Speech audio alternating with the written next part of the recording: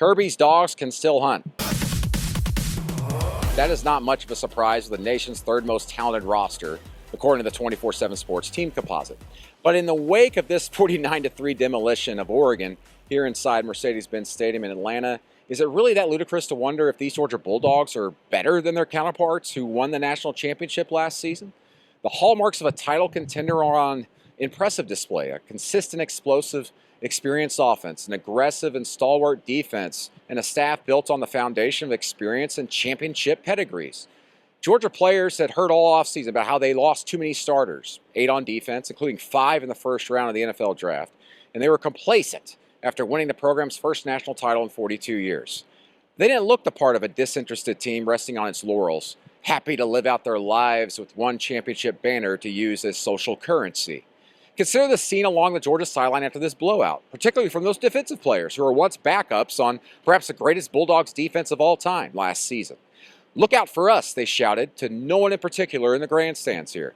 Oregon had piled up 313 yards, but quarterback Bo Nix, who previously suited up for Auburn, Georgia's rival, threw 2 interceptions. Georgia newcomer Malachi Starks showed why he's a future top 10 NFL draft pick in the first 10 minutes of this game, with maybe the most acrobatic interception we'll see all season. Said teammate Christopher Smith, quote, "Definitely one of the greatest interceptions I've ever seen."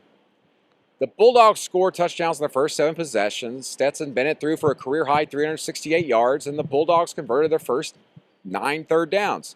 Tight end Ladd McConkey looked like the part of a freak among freaks with 5 catches for 73 yards and a score. Listen, Georgia might not be invincible in 2022, but they certainly should be favored in every remaining game before the SEC championship. The Bulldogs look like reigning champions, content to repeat as title chasers. First-year Oregon coach Dan Lanning certainly had painful pangs in his heart as he watched players that he recruited previously as Georgia's defensive coordinator over the last 3 years.